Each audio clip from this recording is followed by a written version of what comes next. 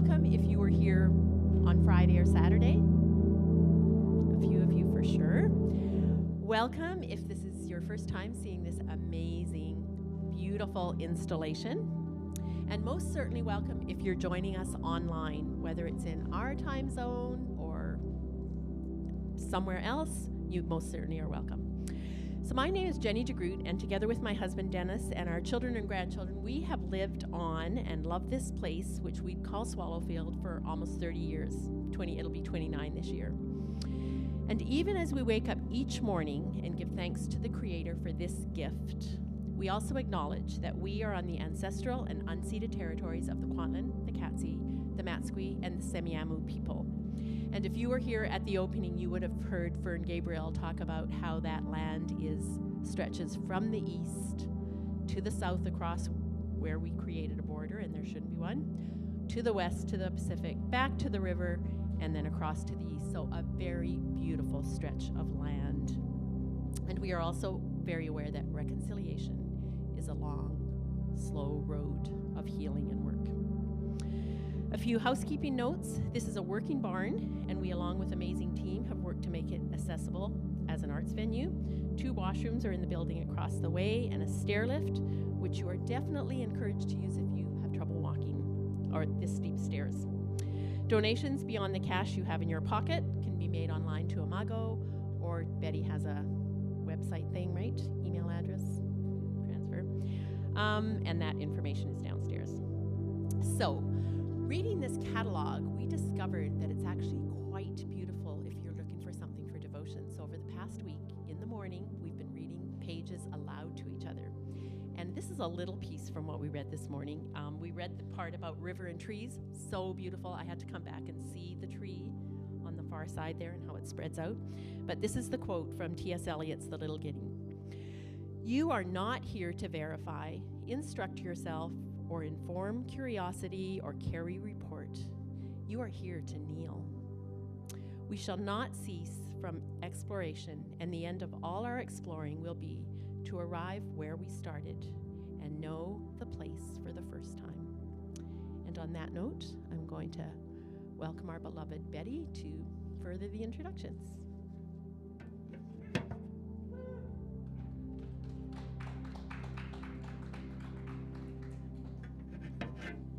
Thanks, Jenny. First of all, for those of you that haven't been here before, this is such an incredible possibility to show this particular installation in this particular place.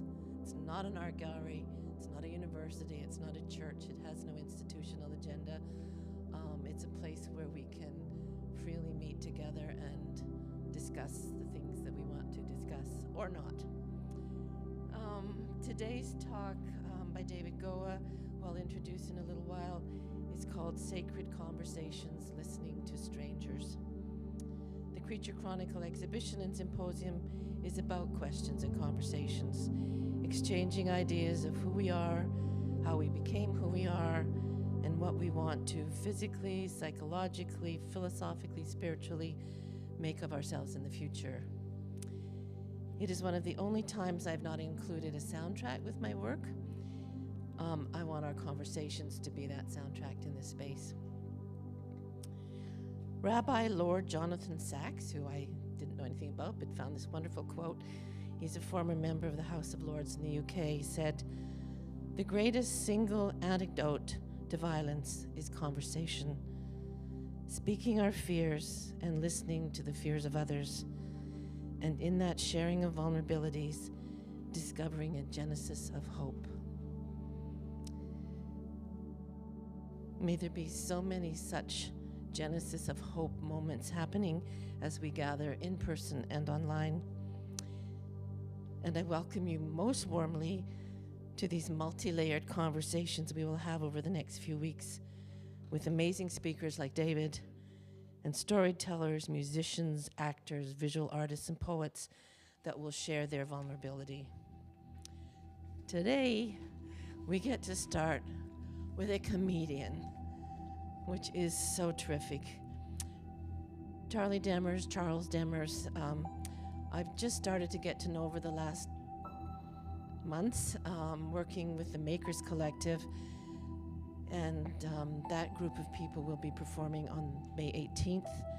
Do come. It's not going to be aired online, I'm sorry, but it will be worth the stop to see these amazing people in action. Charlie is a comedian, but also an author, a voice actor from Vancouver. Some of you might know him as a regular on CBC Radio's The Debaters. He also co-stars on 2 Emmy Award-winning Netflix animation series, Beat Bugs and The Last Kids on Earth. He has written scripts for stage and screen and is the author of 6 books of fiction and nonfiction. His stand-up comedy album, Fatherland, from 604 Records, was nominated for Best Comedy Album at the 2018 Juno Awards. Check him out at charliedemers.com and check him out in person right now.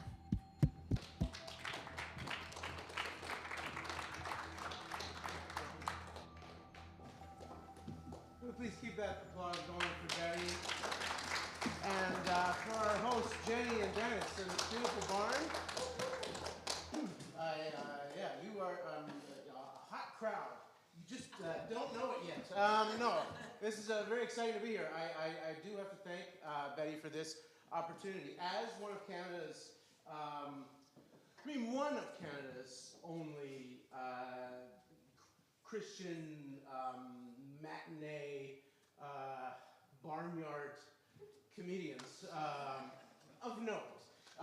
It's so rare that a gig like this comes along that plays to all of my strengths. Oh, I forgot to take out the microphone. Although it was working fine without it, right? It was kind of a nice intimacy. Oh, we need it for the people on the internet. I'm sorry. You can all hear me on the internet. If you're on the internet, press return. If you can. I've not been doing so many Zoom shows lately. We of course through the whole intense months of the pandemic. The first one I did was January 2021. If it was for the Winnipeg comedy club called Rumors. They have a comedy club in Winnipeg called Rumors, and they put on a Zoom show, and I did a show for them. January 2021. It was 10 months into the pandemic. It was my first time wearing a belt at that point in the Great Plague. And I will say this: I don't love doing Zoom shows; they're not my favorite. But if you do find yourself with any sort of work or social obligation in Winnipeg in January, do it on Zoom. There will be some parts of the country after this pandemic that will now be online only. At least Winnipeg has like Easter to Halloween as a good, no one's ever going to Thunder Bay again. Your brother could be getting married. And you just go, okay, well, send me the link. I will see you in the breakout room.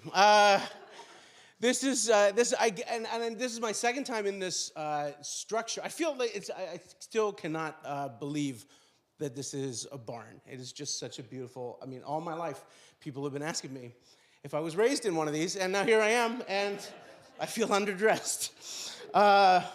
This is more or less what I wore to another. This is not strange. Not that this is a strange gig, but it's off the beaten path. I'm used to performing in dark, low-ceilinged comedy clubs for drunks, and that's not the situation that I'm reading today. And this was last week. I did a show in more or less this outfit for the bless you. Lawn and someone sneezed. For those of you following on the internet, that's why I said bless you randomly in the middle of a sentence. You probably pieced that together at home. You can Google it if any issues arise.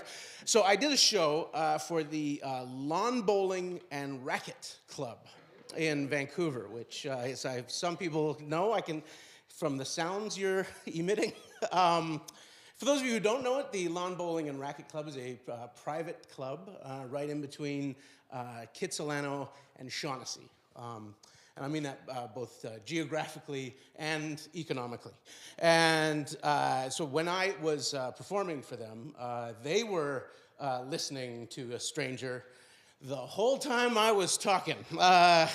We did not have a lot of shared experience, and I do tend to be somewhat petulant with multimillionaires, and I may have slightly gotten us off on the wrong foot when I thanked them all when I started. I said, I want to thank everybody here for taking the evening off from volunteering for Kevin Falcon to be here tonight, and a few people in the audience said, ooh, I felt like maybe that was the wrong thing to say. So I said, listen, I want to apologize if that last comment hit too close to home. And then I ruined my reconciliation because I said, well, actually, though, if it did hit too close to home, which one?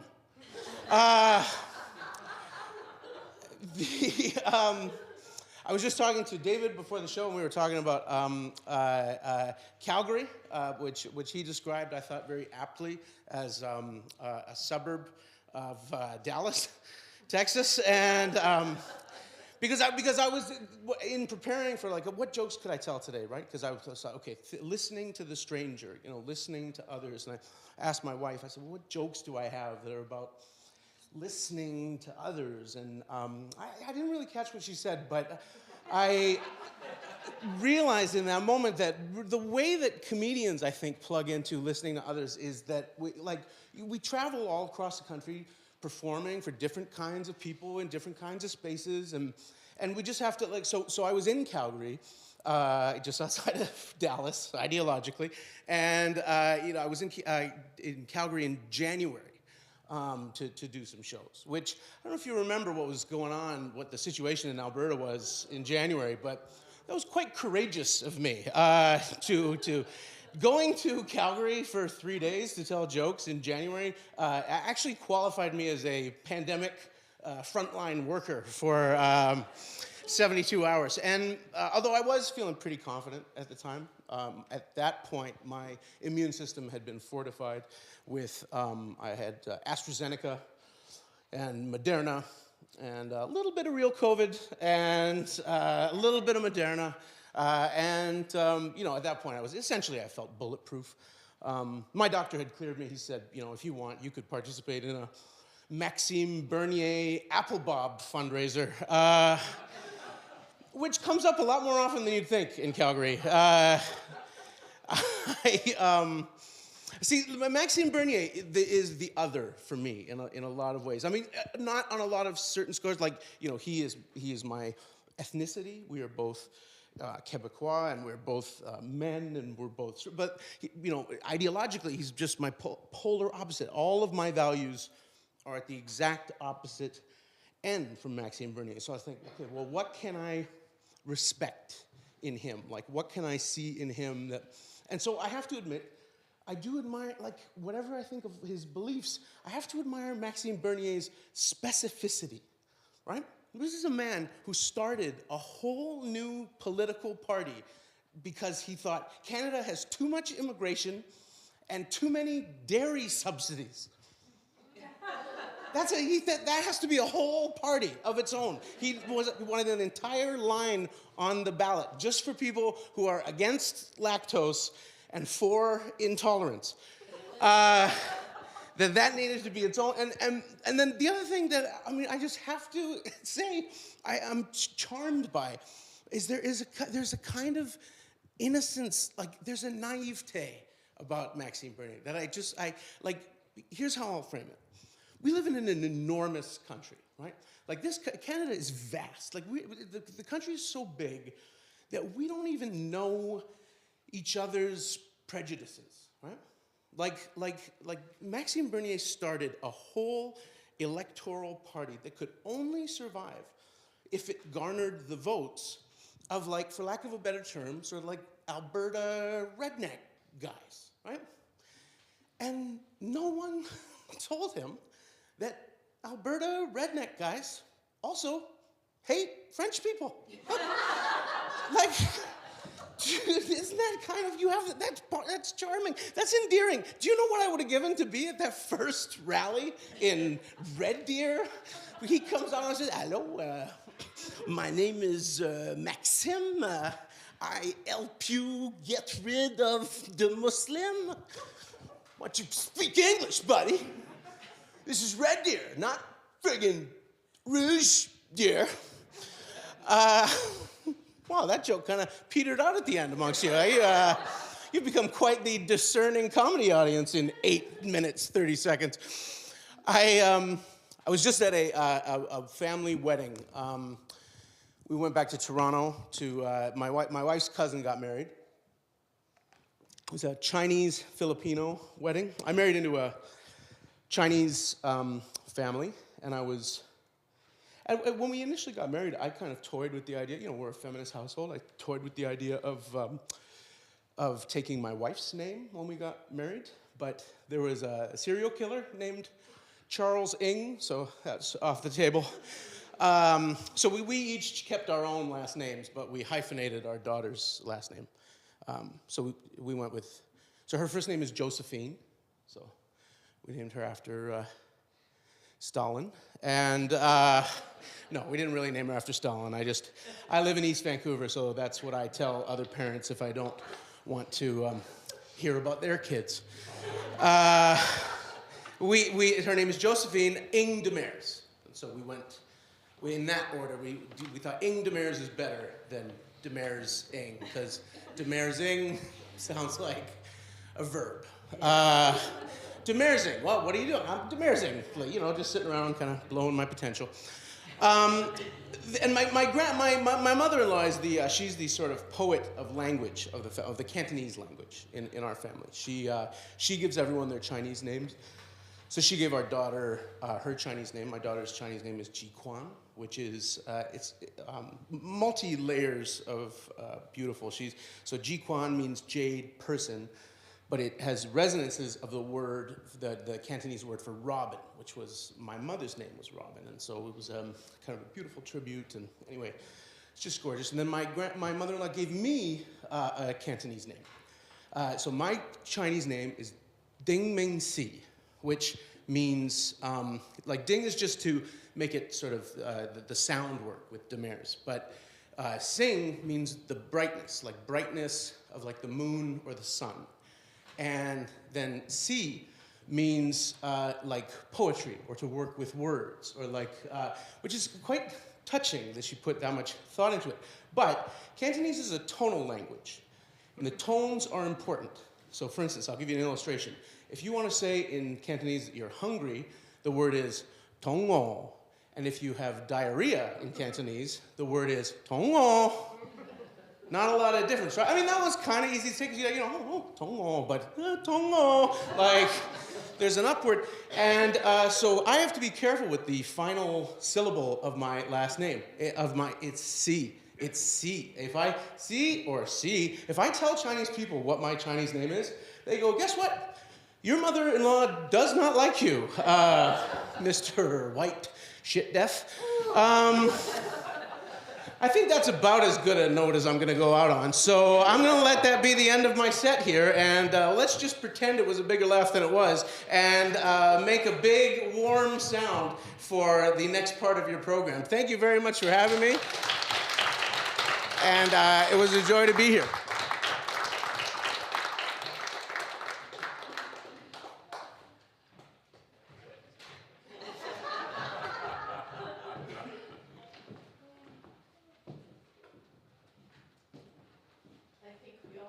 To be a comedian, you have to be a smart guy, and you have to know people, and you have to listen to people. So,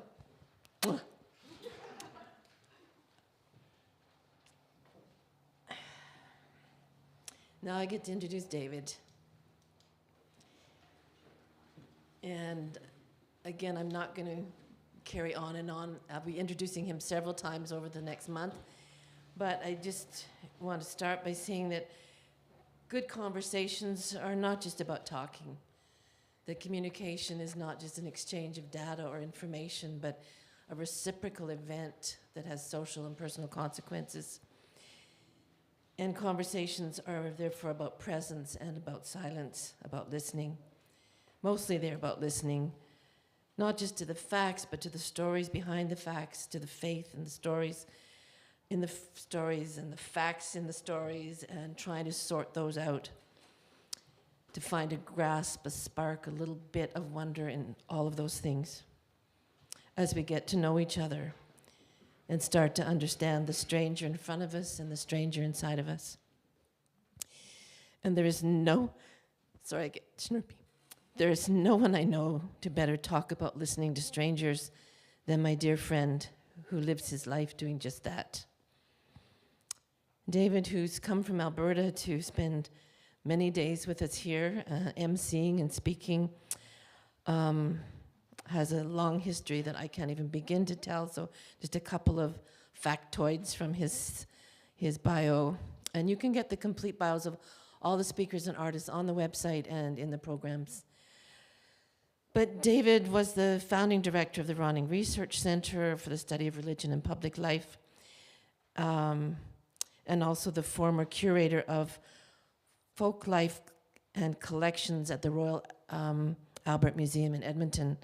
And from 1973 to 2004, he developed the program for the study of culture there through his extensive field research in many religious communities that make Alberta their home: Hindu, Buddhist, Sikh, Jewish, Muslim, Christian. David is the author of over 20 books and hundreds of essays on articles on religion and modern culture.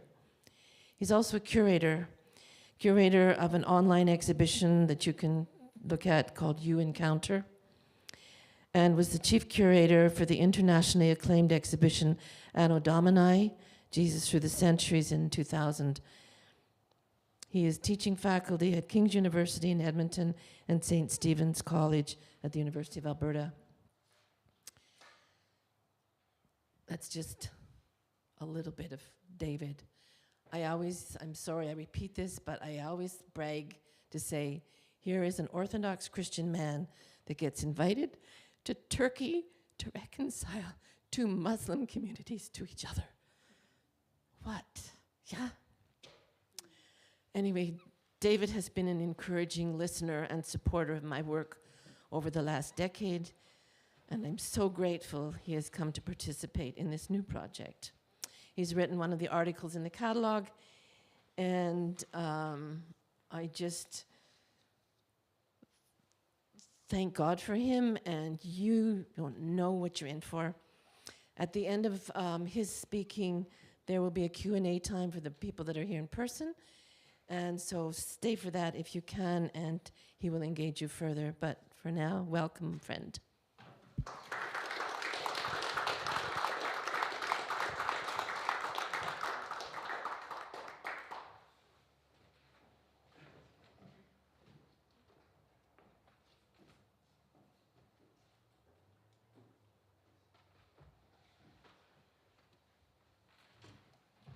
Betty likes to put me behind a desk, sitting down. And it's probably best.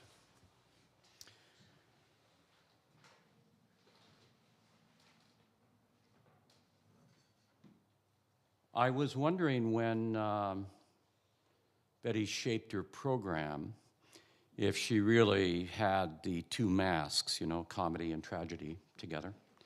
So, but it's a privilege to listen to Demers, who I've only heard over the radio before. But there is something about comedy that is so central to the theme that Betty has asked us to think about here today. This matter of listening to strangers. It seems to me that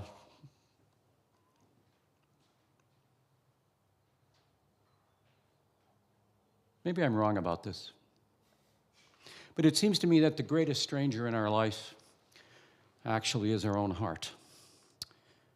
And I would be interested in your reflections on that, perhaps, when we talk together. So,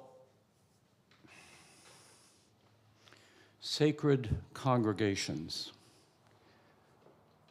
That initially sounded to me like the Dutch Reformed Church, or maybe some evangelicals. My own sense is that, you know, all congregations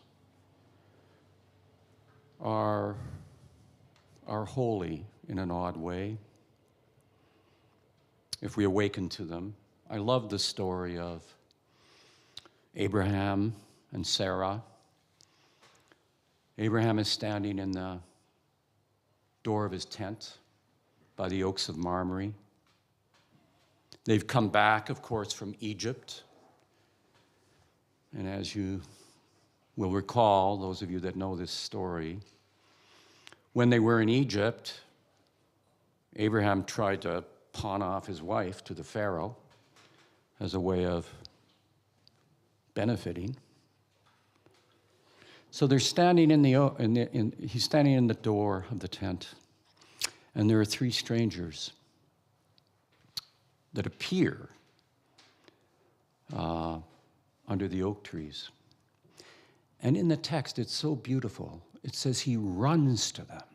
He runs to them, and he pleads as he's running, and he says, please, please, do not pass by.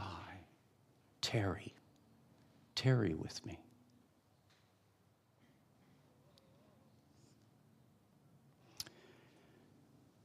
And then he goes back and asks Sarah to prepare cakes, bread, asks a servant to kill a fatted calf.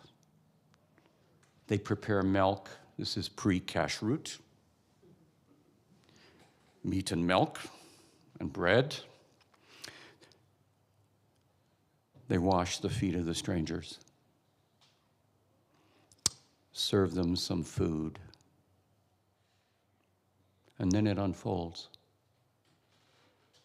The strangers say to Abraham, because of course this is the Near East, Sarah was still in the tent. They say to him, when time arises, we will come back again. And you will have a child.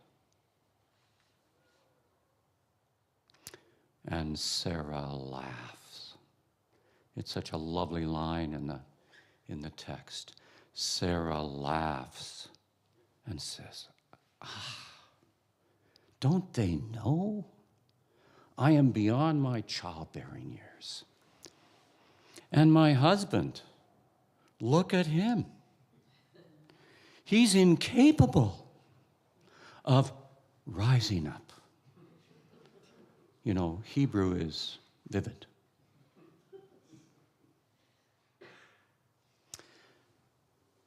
Every meeting with strangers is an annunciation. Every meeting with strangers is an annunciation. It's only a matter of whether we hear. So that's the first thing I would like to set out.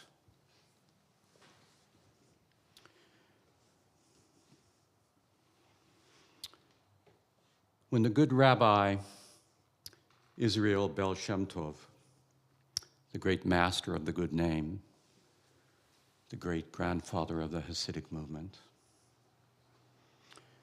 when he saw misfortune threatening his people, threatening the Jews, it was his custom to go to a certain place in the forest to meditate. And when he got there, he would light a fire. And he would say a very particular prayer.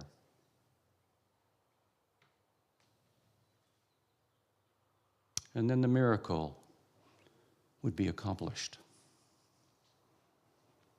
And the misfortune was avoided.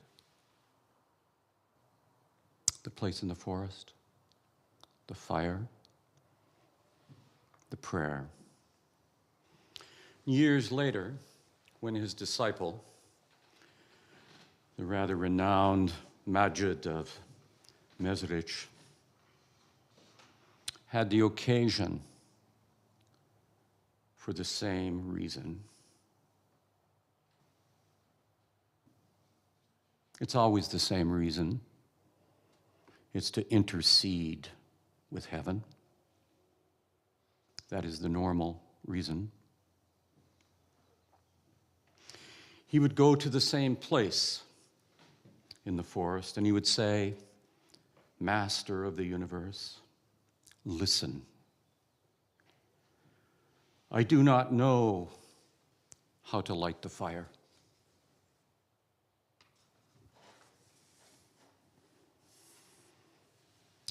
But I am still able to say the prayer.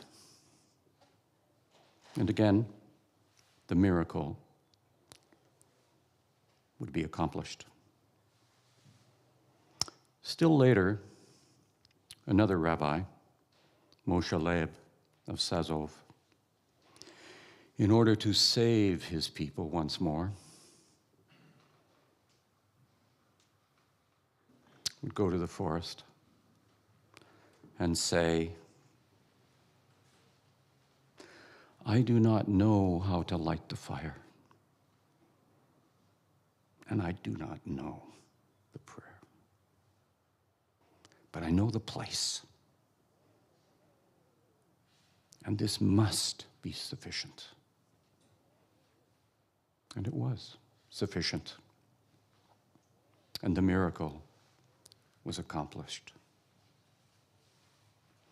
And years passed, and then it fell to Rabbi Israel of Ryzen to overcome the misfortune. And years passed, and then it falls to you and me to overcome the misfortune.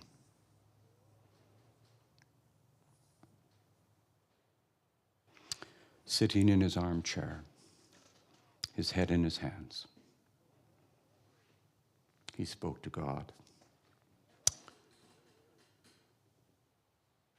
I am unable to light the fire. And I do not know the prayer. And I cannot even find a place in the forest.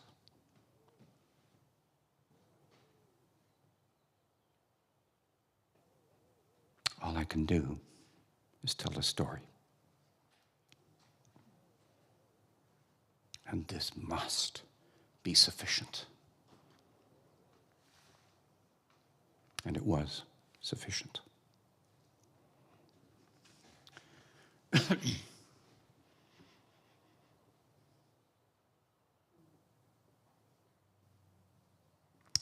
We live in such a curious time. My sense is that I remember reading years ago, Goethe, who was at the beginning of the modern world. And he said, reflecting on what had been put in place, he said, if we move down this path, we as human beings will be faced with questions we have no capacity to answer. We have moved down that path. We are faced with questions we have no capacity to answer. And so, as I walk into A Creature Chronicle, I am so uneasy.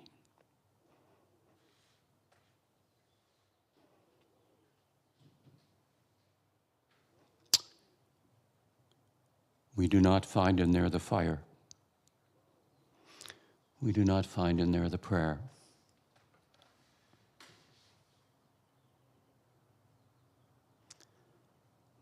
We don't find a place in the forest in the usual sense of that.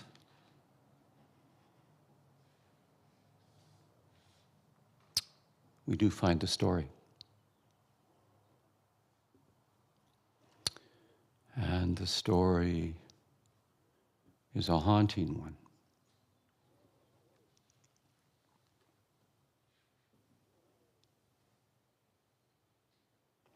And it is remarkable that our friend Betty has, as an artist and a person, been able to live in the kind of desert that makes it possible to see.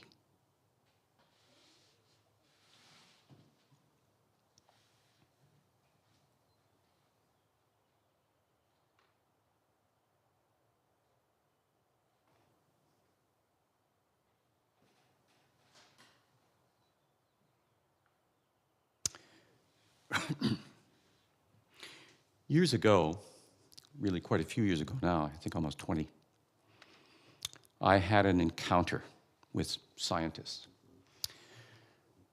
because I failed everything in school, so certainly that. But a friend of mine was working, he's a crackerjack curator. He'd been hired by the Smithsonian to go to the Big Island on Mauna Kea in Hawaii. You know, the island is just one great volcano. And he was hired to go there because the Hawaiians, the native Hawaiians, had elected a native Hawaiian as their senator. And he was a very competent man. And as some of you no doubt know, at the top of Mauna Kea is the largest astronomy installation in God's green earth. It is the finest place from which to view the northern sky. And those people who work there, they're from all over the world, Germans, French, Spanish, Japanese, all the great astronomers in the world work there. Some of them are studying the origin. We see it in Betty's exhibition.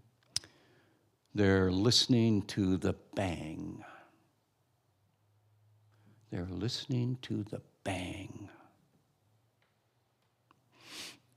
So this is the largest installation in the world. It's billions of dollars. And of course, it was done over a period of time without much regard for what might have come before. But now, the native Hawaiians have a senator who is one of them. So they begin to raise some questions. Mauna Kea is our sacred mountain. What the hell are you doing there? Initially, this could be ignored, which it was. But after a time, it could no longer be ignored. So the Smithsonian and NASA contracted my colleague to build an interpretive center and see if he couldn't somehow or other help people understand the significance of modern science and astronomy, make this popular, make this work. And he then was all caught up in what was this emerging contestation. And in the heat of it, he called me, begged me to come. I said, but I've never wanted to go to Hawaii. I've always thought of Hawaii, Florida, and Los Angeles as the three, maybe not the three inner rungs of hell, but close to it. It has never been something I wanted to do. But he encouraged me, and he said he wanted, I said, why do you want me to come? I know nothing about Hawaii, nothing about any of that, nothing about science to speak of. He says, well, somebody's got to help us see that the scientists at the top of their game and the native Hawaiians, who are part of a restoration movement, they're part of the recovery movement of open ocean canoeing, the reading of the stars and the waves. I can't think of anybody. Please come. Just try. So I did, and it was only when I got on the plane in Los Angeles did I realize that there was no place to land between the mainland and Hawaii, that is one big ocean. How far can they coast? It was so interesting. We gathered that morning, and the native Hawaiians were uneasy. The scientists, they're all at the top of their game. You're not going to make them uneasy, really. And I thought, how do we begin? Because this is a huge difference here. And it is a politically contested space. How do we begin? Well, I didn't know how to begin, and I didn't know what to do. So I do what I normally do, try to find out who I'm talking to. So the first morning, I had a sense that the Hawaiian colleagues really were not interested in saying anything until they heard from the scientists. So I began to ask them. Obviously, the mountain is very significant for Hawaiians. Obviously, the mountain is very significant for astronomy. So what is this astronomy thing about? So I began to explore a little bit in conversation with some of the scientists about how they had come to love the stars. How had that been born in them? And what does it say to them? One of them, who was the American chap who organized it all on the mountain,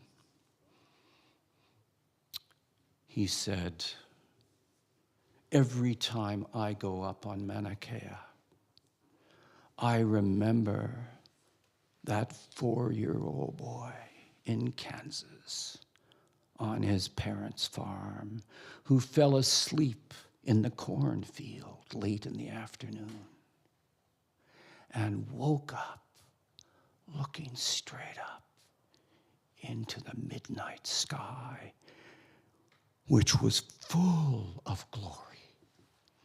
And he ran to his father and he said, Papa, Papa, come, see what I found. Every time I go up the mountain, that 4-year-old boy is there with me.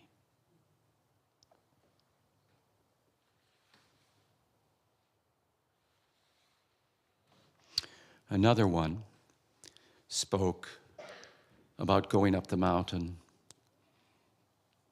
about his work, and about his love of Bach. He was German, his great love of Bach. He spoke really about the music of the spheres. That would be my word for it. He assured me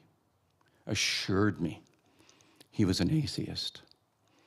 And I said, I've always thought atheism was a great position. It clears aside a lot of dross.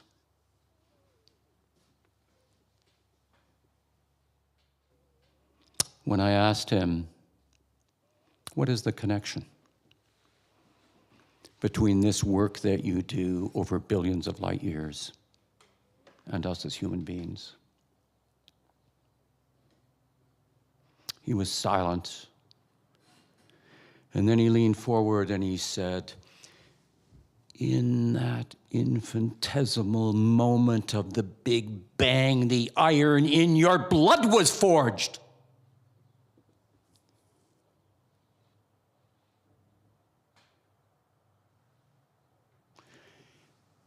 We talked about vocation.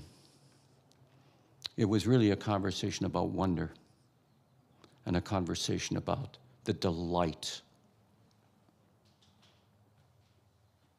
of discovering also what we didn't know we knew.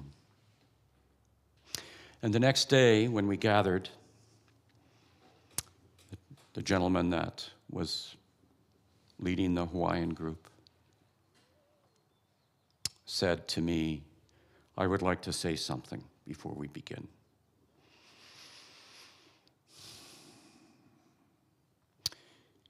He said, "Yesterday, I listened to you.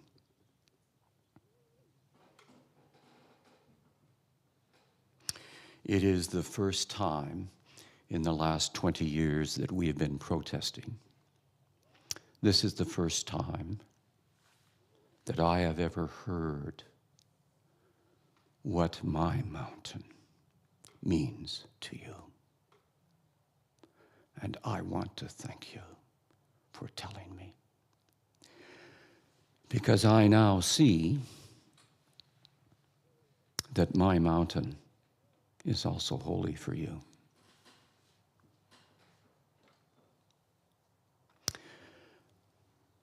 So the remarkable thing that I think I have come to understand over the years in my conversations with people, even where there is virulence, that it is often the case that you cannot change someone's mind.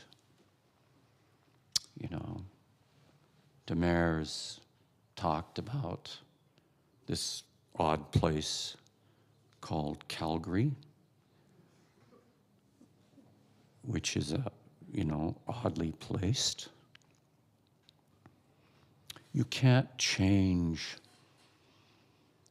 people's mind when it is captured by particular kinds of ideology. But even under those circumstances, if you're serious, if you are attentive, if you have some capacity for presence, if you don't try to find the place in their forest, if you don't presume about their fire, if you don't have the prayer that's going to work,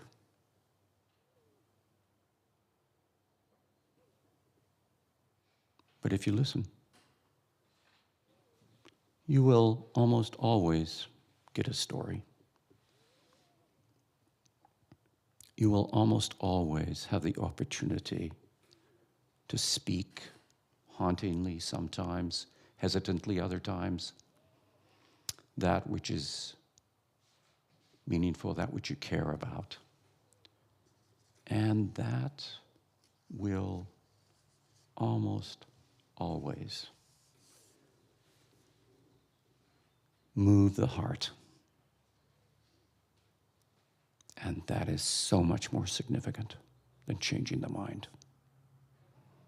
In my own work with people that would be self-declared fundamentalists, some of whom I think have a deep religion, others whom are just fundamentalists, stuck on the surface of things. But even in those times, in those places,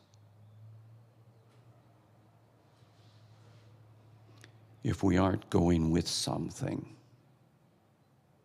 if we aren't going to give something or to demand something, if we are simply going like Abraham and Sarah, come, come, please don't pass by. Please linger. It is surprising what unfolds. So my sense is that part of what Betty has laid out for us here is a whole group of stories and narratives, some utopian, some might think some are nostalgic. They have everything to do with what is unfolding in our world, with this remarkable 21st century of ours, which is, as Goethe spoke about so long ago, It is raising questions we have little or no capacity to answer.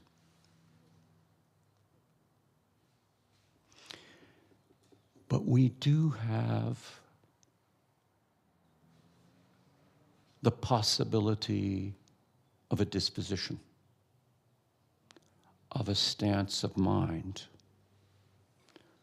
of a form of presence. And for those of us who have been blessed with the gifts of the Christian tradition, this is at the very heart of the teaching, the revelation, the unveiling of the mystery of the Incarnation. When you walk around the exhibition, think of what it means to say that God became human, so that I may become divine. And remember what that divinity is. The Jews have told us over and over again, they don't even say the name of God, except on one day, and then only the high priest in the Holy of Holies with a rope around his ankle in case he has a heart attack. Only then can he say the name of God. Why? It is a discipline. Because the Jews know better than anyone that if you think you know the name of God, just like if you think you know the name of a stranger, you will begin to presume. You will begin to presume. You will begin to project. You will begin to assume. And that is always blasphemy and idolatry. God has become human so that the human being will have restored to them the mystery of their being. And it is holding tenderly on to that in the face of all of these things coming to greet us. That is a responsibility beyond measure. But it is ours. And it is a must. So it seems to me, I'll finish with this.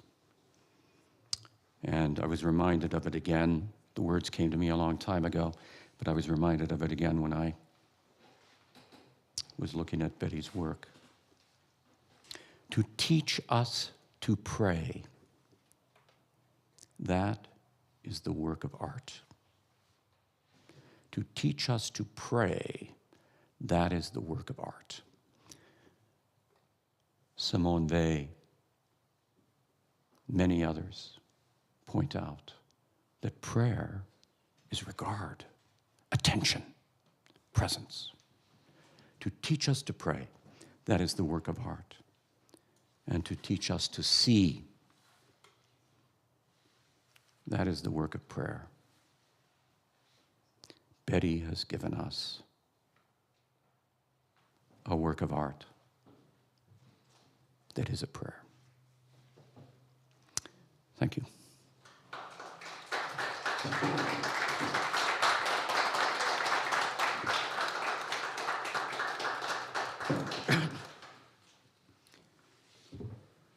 So I've asked my colleague and friend, Brad Jerzak, if he would come and Be Donahue. No.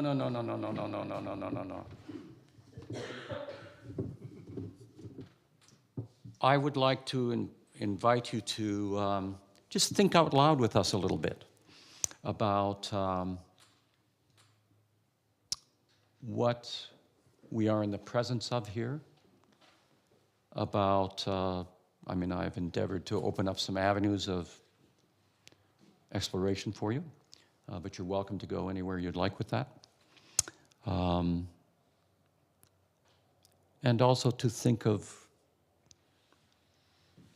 what Betty has laid before us and the challenges that exist here, the challenges that exist within this whole world of the Human Genome Project, of genetic medicine, the whole world of the new media, the virtual world, the world of the post-human. Just think out loud about it. Offer us your reflections a little bit on what it is that you see, perhaps what it is you are concerned about, perhaps what it is you see as wonderful and a gift that is coming to greet us.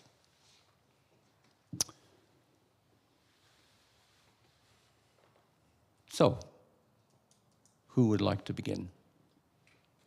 I would. And then I'll take the mic up there.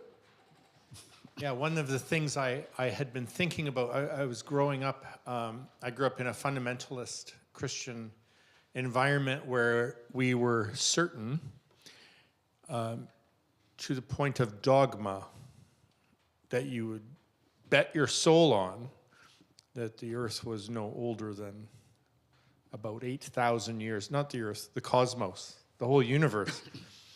And so I was part of it wasn't quite an anti-science movement because we found our own science. So we thought we were better scientists than the scientists, demonstrating how fish had indeed been swimming around the top of Mount Everest and things like that. And our impression of science at the time was that it was devoid of wonder, that there was no worship, and that they were so certain about things that we knew they were wrong about. And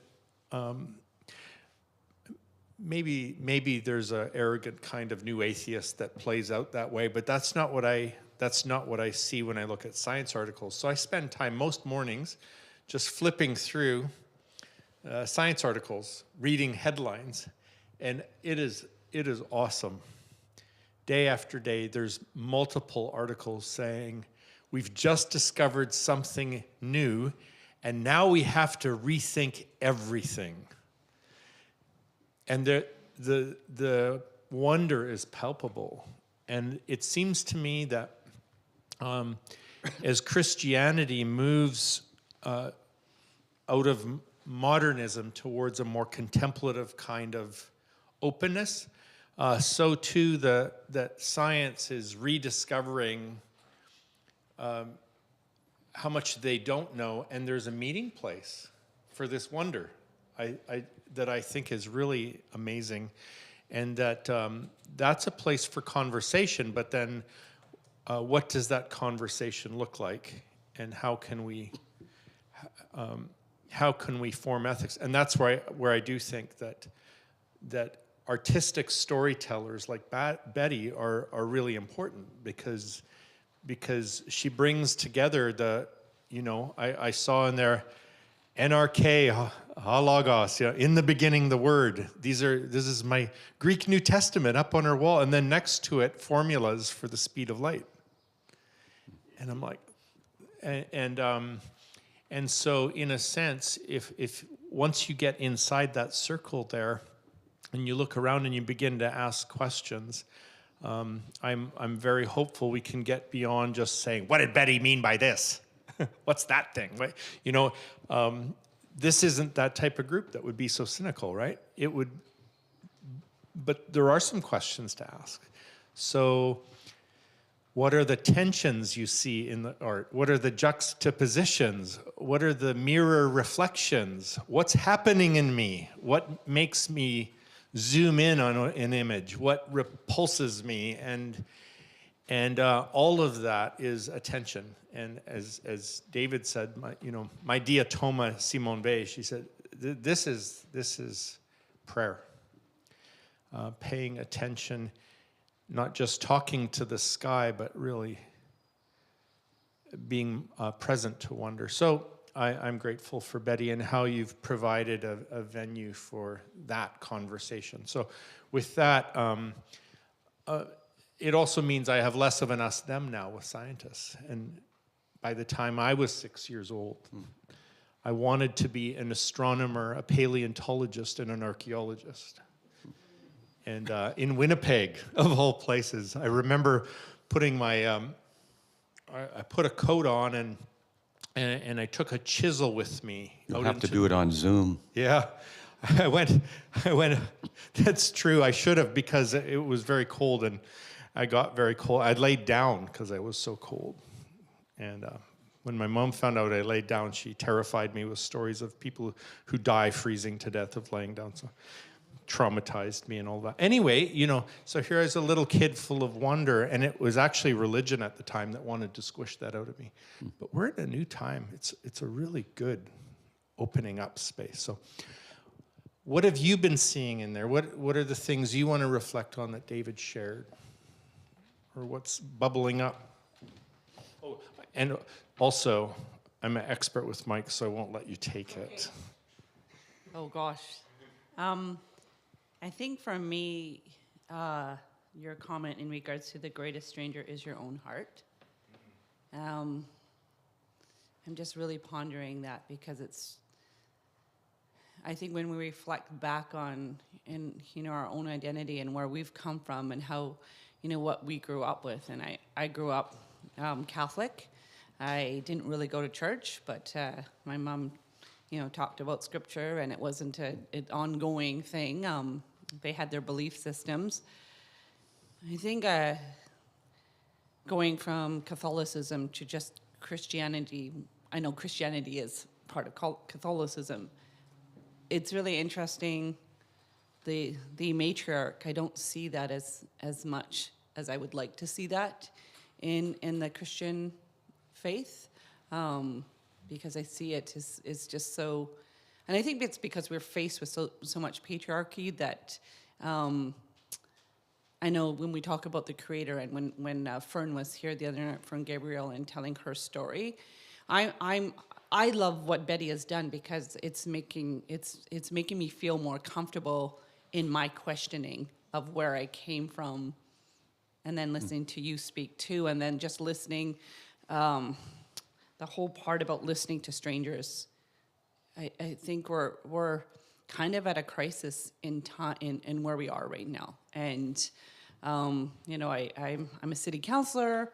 I live in the city of Langley, and there is so much hurt and vulnerability and people struggling, and they are strangers. And how do you approach them and listen to their story? How do you look at them and see Jesus in them? That's what I was taught. Every stranger is somebody.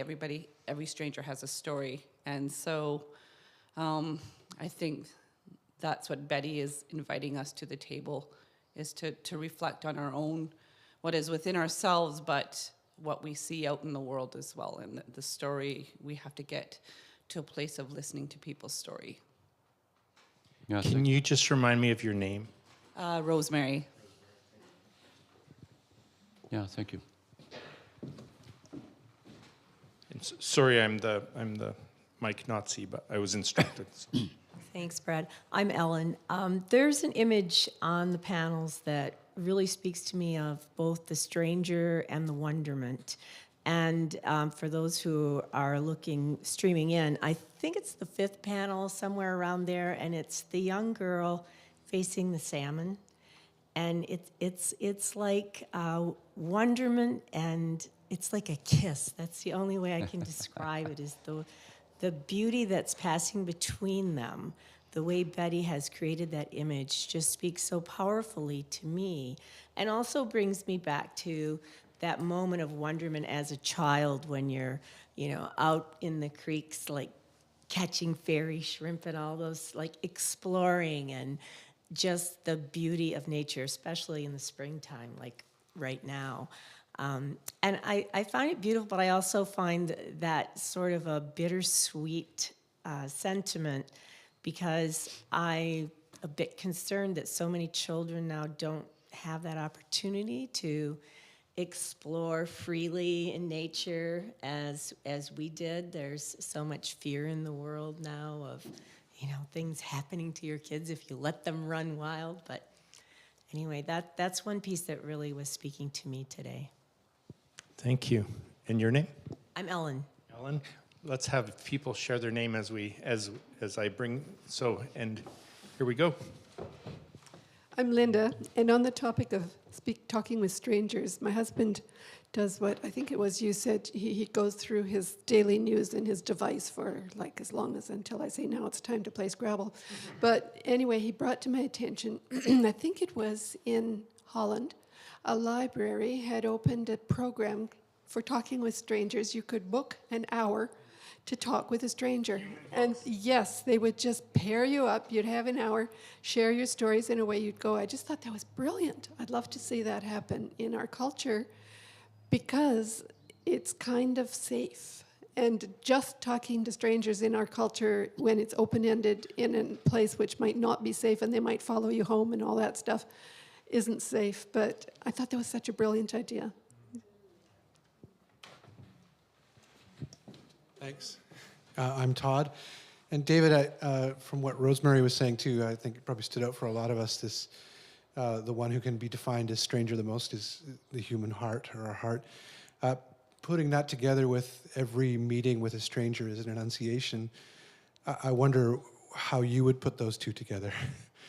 If the strangest one is self and our heart, and yet this concept of annunciation when you meet the stranger. Well, it's an old insight in the ancient Christian tradition that the heart and the mind are where our passions, they are the playground of our passions. The word passion in Greek really means suffering. So, as you know, people that fall in love with each other are often passionately in love with each other. That's why love always hurts, and we talk about the passion of Jesus Christ on the cross. So, one of the great spiritual tasks is, of course, to attend to what are our projections on the world. What are our fears and desires, which become the prism through which we organize what is present in life? The human mind is so marvelous, but it has these two dimensions, these particular two dimensions to it. We have memory and we have imagination. And because we have memory, it is possible for us to be harmed, and for that to really reshape our understanding of things. There's lots of work done on trauma, which is the extreme examples of it. But there's all kinds of other matters. All you have to do is listen to President Vladimir Putin today, and you will see how a memory, the memory of Greater Russia, actually plays havoc on millions of people's lives. So the gift of memory is marvelous, but it also leads to both trauma and another form of trauma, which I think is I would call it nostalgia. And we have imagination, so we can imagine a different kind of world. And that gives us all kinds of marvelous possibilities as well. But it also gives us a habit of idealization, a habit of assuming that something can be good and worthy and it ought to be that way, and I'm going to reorganize my life around it. So the human mind, memory and imagination, make it possible for us not to be present. Human beings are the only creatures, I think, in the world, I know nothing about this, who have the capacity not to live their own life. The capacity to live a life that is in fact based on something that does not exist. Something that never did exist, or that somebody else thought should, or some kind of idealization. So the spiritual fathers and mothers of the Christian East and the ancient church, they saw the movements of the mind and the heart, this stranger to ourselves, which we are, as a revelation. You need to pay attention. It will reveal something to you. It will help you unfold what has taken root in your life. And you need to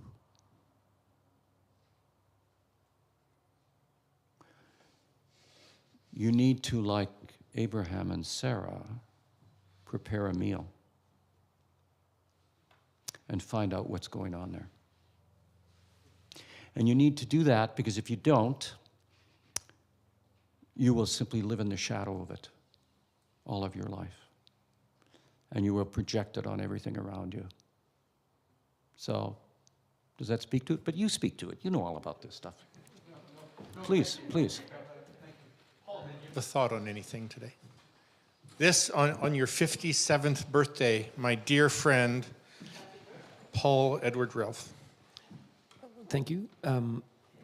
My name is Paul, and I just, I guess, a couple thoughts course through my mind as I'm listening. One is that it's a delight for me to have my son and my wife here, because this would be something that I would have enjoyed 1,000 times over. But my wife and son don't regularly attend something like this, and so to me, the pictures on the wall represent a bit of the tension, if you follow me. That I've enjoyed thinking and expanding, and it's because it's in me. It's just in me. It's part of the thing that I long, and that longing helps me belong. And my wife and son are very much alike, and this would be less interesting for them at the beginning, right? And so for me, coming here and seeing science and faith and tension is a picture a little bit of what it's like to live with another human being who may or may not share the thing that strikes your imagination. So that's the first thing I thought of. And then I thought, for me, that the beautiful, I've transitioned in my understanding of what perhaps good news means, and I'm convinced of this. The good news is simply moving from alienation to belonging. And I think the pictures on the wall begin to help me see what that movement looks like. Mm. And so I'm both alienated with myself, and I'm moving toward belonging to myself and others, the stranger, the ones I love, this planet, this earth, the creation, and then the divine impulse. So those are the two things that struck me as I try to make sense of also the tension, and let me be frank, also the tension of, oh shit, should we leave now because my wife and son might be bored?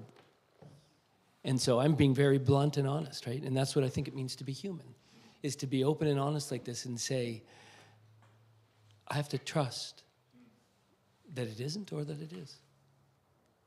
Sehr gut. I love the word belonging because it has both being in it and it has longing in it. And part of being a human being is to not be something. It's to be, as the Latins put it, in situ viatoris. It is being on the way. Longing is central to the being of the human. And it gives us a certain amount of humility and aspiration and hope and movement. So, thank you for that.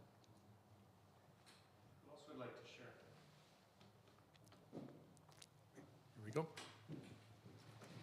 Yes, David, I have a pretty unformulated question. John, by the way, is my name. Your early comment about us not knowing ourselves, I think, is certainly an important comment. And I wondered if there's any link between the culture's openness to the transhuman and the posthuman. Is that connected in some way with the fact that we don't know ourselves and the mystery of our own being? What do you think? Well, I'm thinking that perhaps because we're blind to that, that we're open to see weird things going on or turning into machines or whatever, however you may describe it. Yeah. So I'm thinking there might be some kind of link between the ignorance of our not knowing ourselves and our, what shall I say, our penchant to see, well, the posthuman or the transhuman. Yeah. I don't know if they're connected. Well, it seems to me they may well be connected, but I'm just asking the question. Well, I think it's a superb question, and a superb thing to actually think about.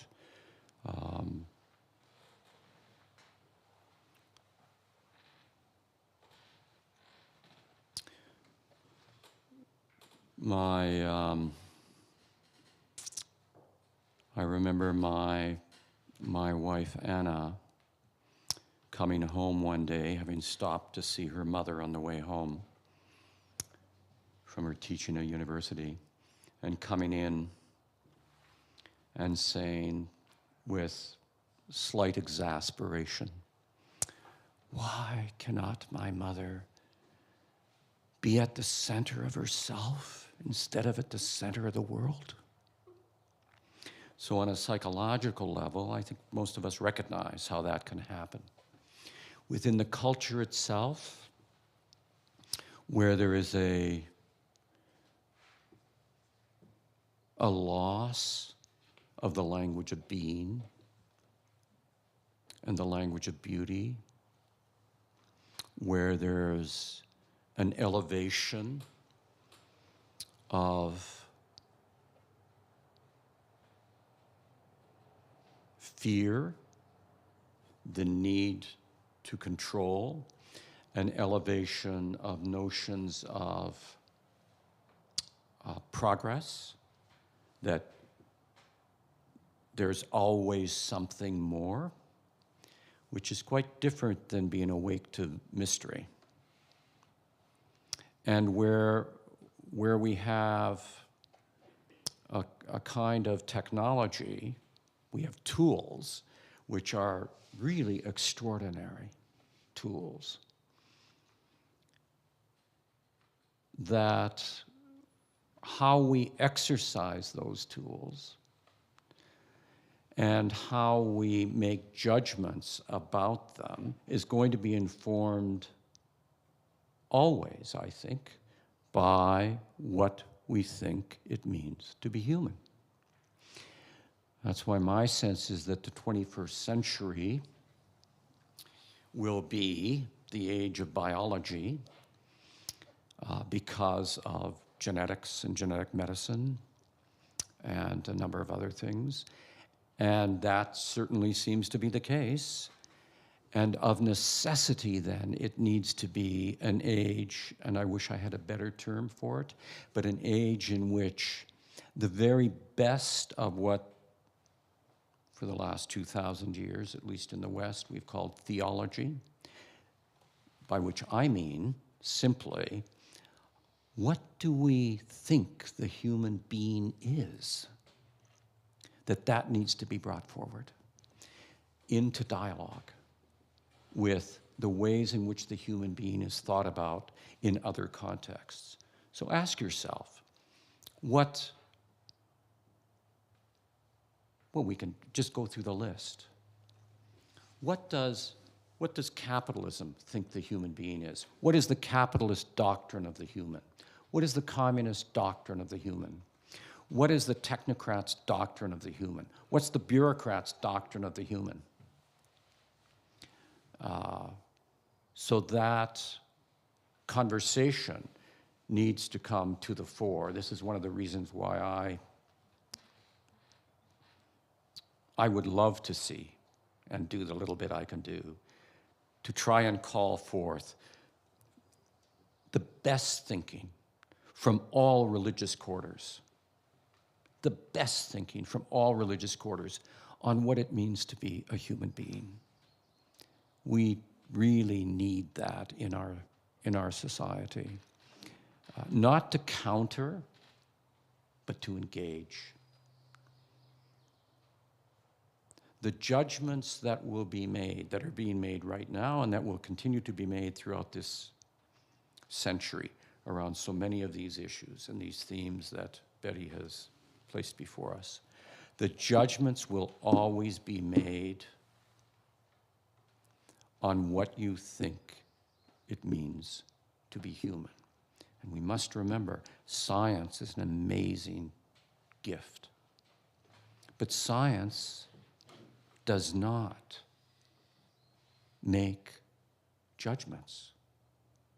Those judgments will be made based on what you either are conscious of or unconscious of around how you think, what you think it means to be human. And that's why this period is so significant in terms of the challenges we face and the gifts we have coming out of the deep sources of religious traditions and philosophical traditions and artistic traditions to help us think about and contemplate, what does it really mean to be human? That really helps me in terms of what is the question. In a sense, your question is the answer in terms of where do we start, with ethics, medical, scientific ethics and all of that. And I just looked up, the great Dr. Ian Malcolm of Jurassic Park fame.